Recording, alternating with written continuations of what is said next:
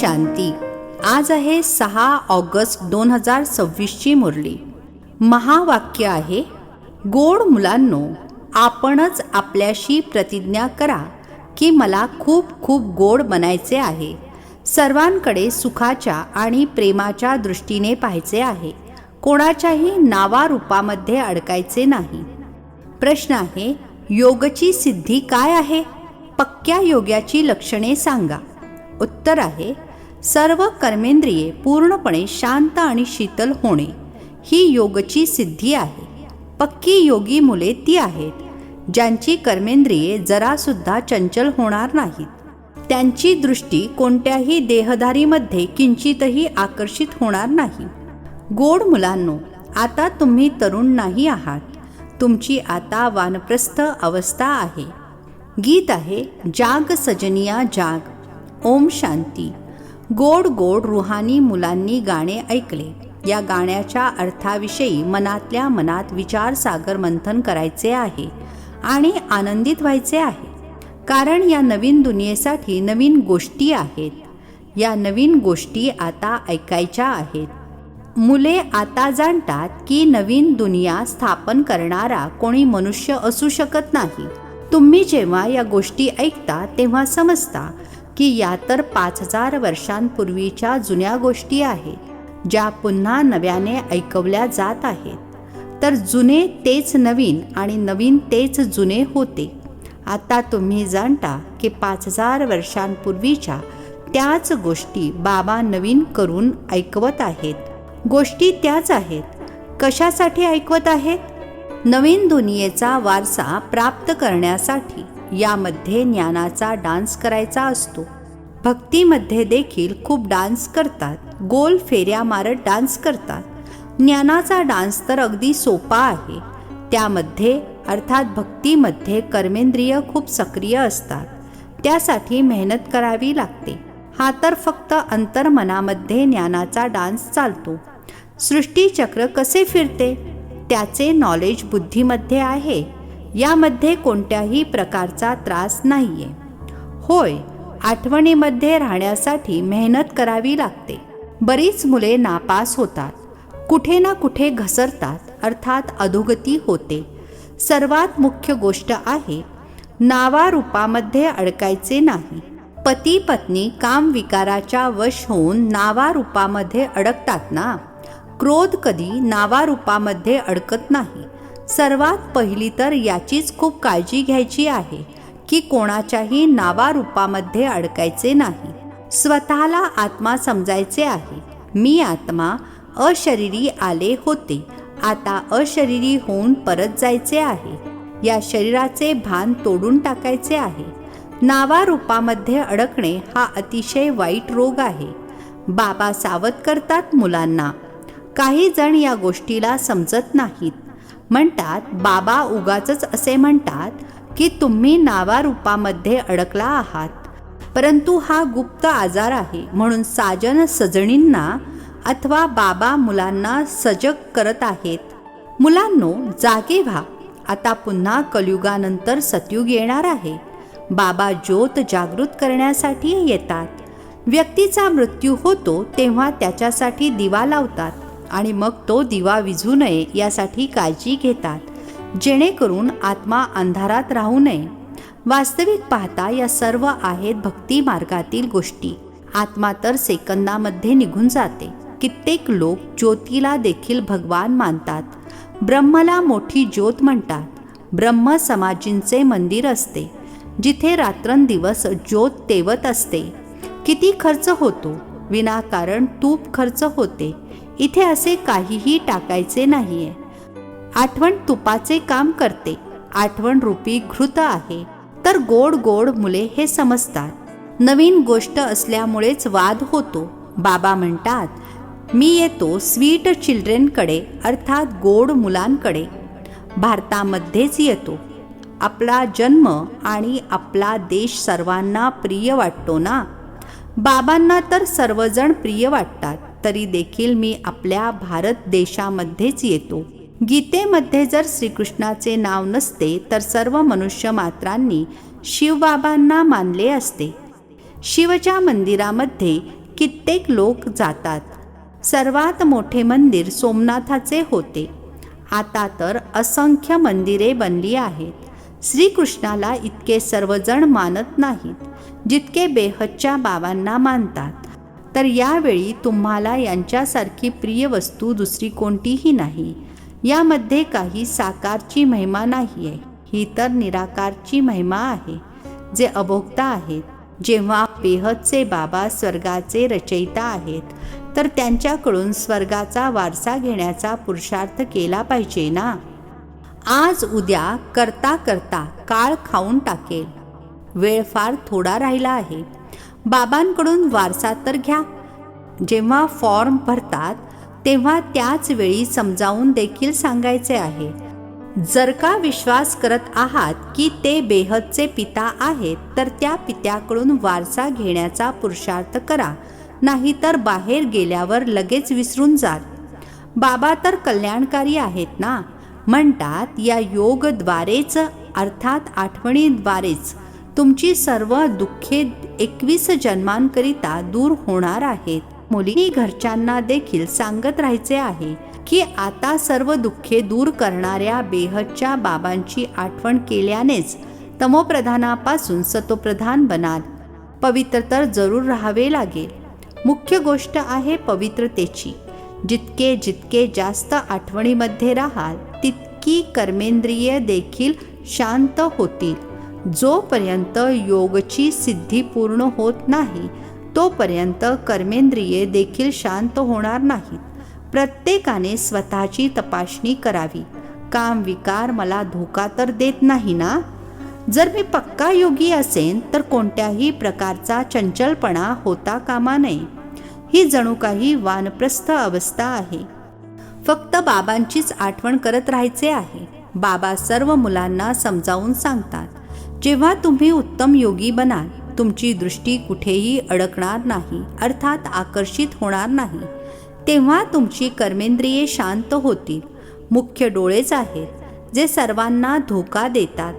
जेव्हा तुमची योगमध्ये अवस्था चांगल्या प्रकारे स्थिर होईल, तेव्हा मग जाणवेल की आपण जणू तरुणपणीच वानप्रस्थ अवस्थेमध्ये आलो आहोत. बाबा म्हणतात, काम महाशत्रू आहे, म्हणून स्वतःची तपासणी करत राहा. जितके आठवणीमध्ये राहाल तितकी कर्मेंद्रिये शांत होतील आणि स्वभाव अतिशय गोड बनेल. जाणवेल की मी पूर्वी किती कडवट होतो आणि आता किती गोड बनलो आहे. बाबा प्रेमाचा सागर आहेत ना, तर मुलांना देखील तसे बनायचे आहे.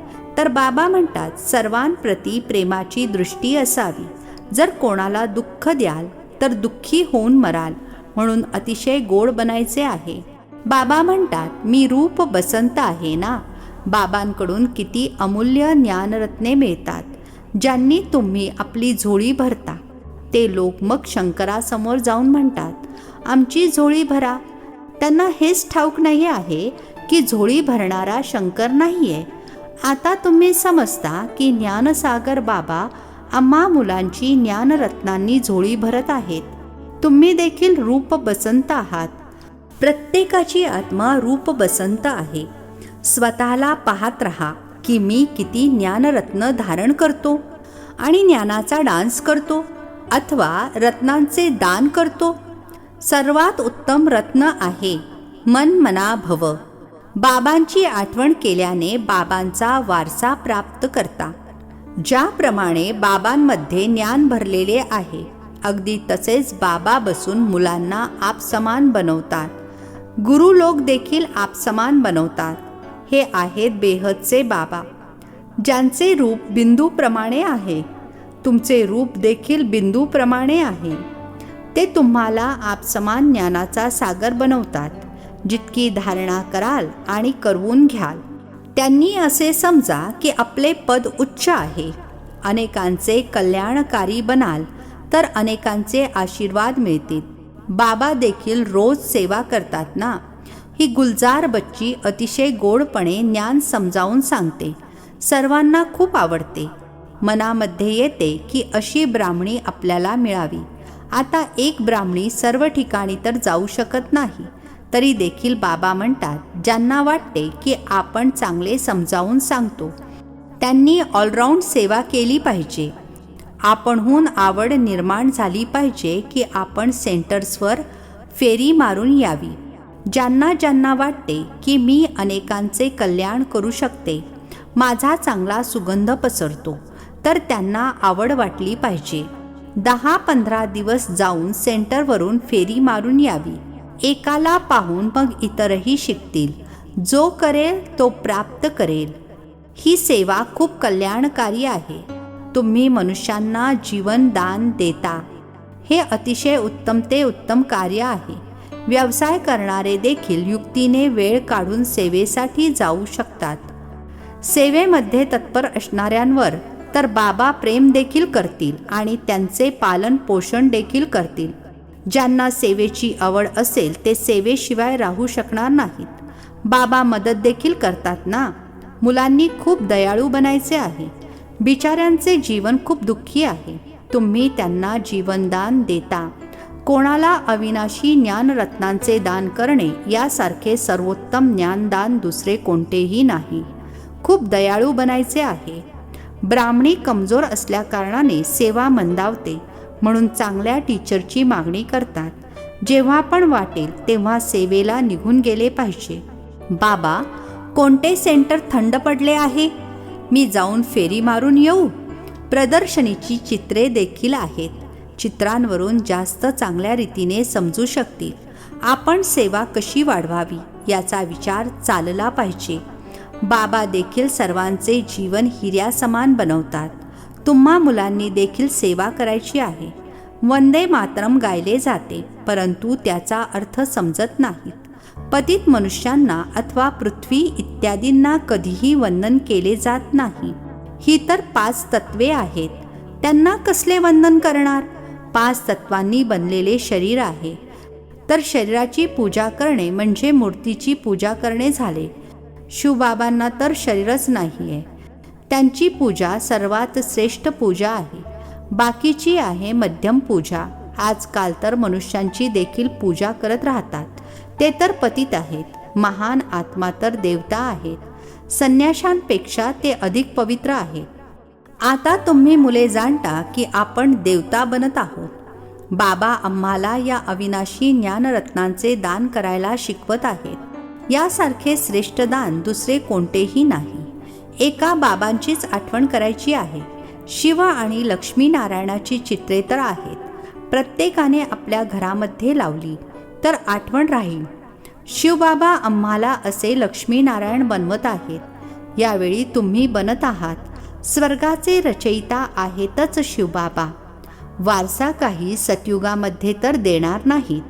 या अंतिम जन्मामध्ये शिवबाबा म्हणतात, माझी आठवण करा तर तुम्ही हे अर्थात लक्ष्मीनारायण बनाल. इतर सर्व गोष्टी सोडून फक्त सेवा आणि सेवा करा. बाबांची आठवण करता ही देखील खूप मोठी सेवा करता. तत्व इत्यादी सर्व पावन बनतात. योगाची महिमा खूप मोठी आहे. दुनियेमध्ये योग आश्रम तर पुष्कळ आहेत, परंतु ते सर्व आहेत भौतिक हठयोग. तुमचा हा आहे राजयोग, ज्याद्वारे तुमचा बेडा पार होतो.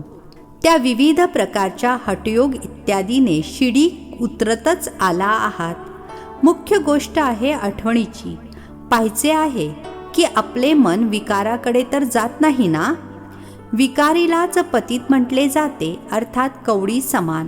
विकारामध्ये पडल्याने स्वतःचेच नुकसान कराल. जो करेल तो प्राप्त करेल. बाबा पाहोत अथवा न पाहोत, स्वतःला तपासायचे आहे. मी बाबांची सेवा करतो का?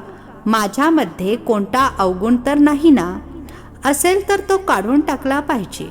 आपल्यामधील अवगुण काढून टाकण्यासाठी बाबा खूप काही सांगत असतात. निर्गुण याचा अर्थ देखील कोणाला समजत नाही. निर्गुण बालक संस्थेची माणसे तरी काय करू शकणार? ज्यांच्यामध्ये कोणतेही गुण नाहीत, अर्थ न समजता जे मनात येईल ते बोलतात. अनेक मते आहेत ना. तुम्हाला एक मत मिळते ज्याचा तुम्हाला अथाह आनंद झाला पाहिजे. बाबा केवळ एवढेच सांगतात, माझी आठवण करा आणि कमलपुष्प समान बना. मनसा वाचा कर्मणा पवित्र बना. तुम्ही मुले जाणता की आपण ब्राह्मण श्रीमतावर आपल्या तन्मन धनाद्वारे आपली आणि साऱ्या विश्वाची सेवा करत आहोत. बाबा येतील तर भारतामध्येच ना. तुम्ही पांडव भारताला स्वर्ग बनविण्याची सेवा करत आहात. तुम्ही आपले कार्य करत आहात. शेवटी विजय तर पांडवांचाच होणार आहे. यामध्ये युद्धाचा प्रश्नच नाही. तुम्ही आहात डबल नॉन व्हायलन्स अर्थात डबल अहिंसक. ना विकारामध्ये जाता ना गोळी चालवता. व्हायलन्सद्वारे अर्थात हिंसेने कोणीही विश्वावर बादशाही प्राप्त करू शकत नाही. बाबांनी समजावून सांगितले आहे.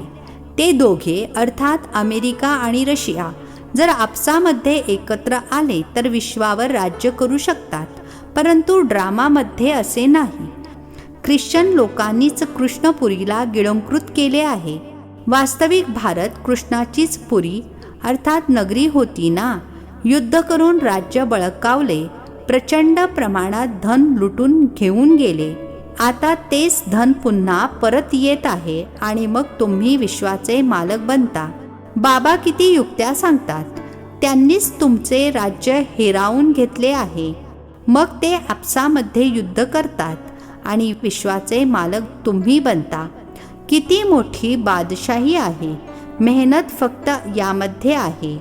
आठवण करत राहा आणि आपला वारसा प्राप्त करा. यामध्ये कंटाळा करता कामा नये. अच्छा, गोड गोड खूप खूप वर्षांनंतर भेटलेल्या मुलांप्रती मात पिता बापदादांची प्रेमपूर्वक आठवण आणि सुप्रभात. आत्मिक पित्याचा आत्मिक मुलांना नमस्ते. आम्हा आत्मिक मुलांचा आत्मिक पित्याला नमस्ते. धारणेसाठी मुख्य सारांश आहे. पहिला पॉइंट आहे, इतर सर्व गोष्टी सोडून ज्ञानदान करायचे आहे. रूप बसंत बनायचे आहे. आपल्या अवगुणांना काढून टाकण्याचा पुरुषार्थ करायचा आहे. इतरांकडे पाहायचे नाही.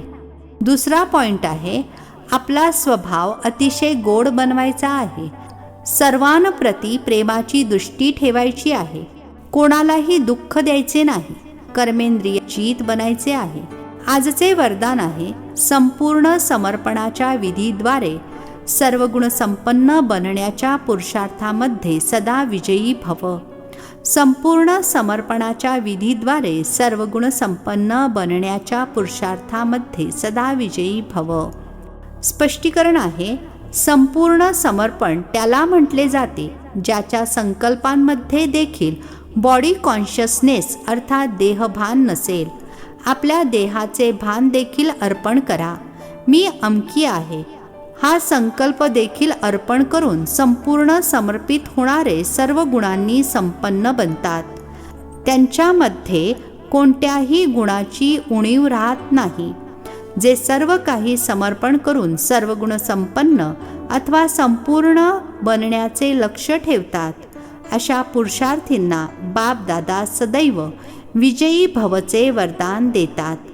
स्लोगन आहे, मनाला वशमध्ये करणारेच अर्थात नियंत्रित करू शकणारेच मनमनाभव राहू शकतात. मनाला वशमध्ये करणारेच अर्थात नियंत्रण करू शकणारेच मनमनाभव राहू शकतात. हे अव्यक्त इशारे अपवित्रतेच्या बीजाला सुद्धा नष्ट करून संपूर्ण स्वच्छ अर्थात पवित्र बना. पवित्रता आणि अपवित्रता याचे कारण आहे स्मृती.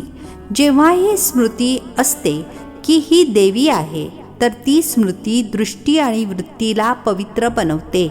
आणि जेव्हा ही स्मृती असते की ही स्त्री आहे तर ती स्मृती वृत्ती आणि दृष्टीला अपवित्रतेकडे खेचून नेते.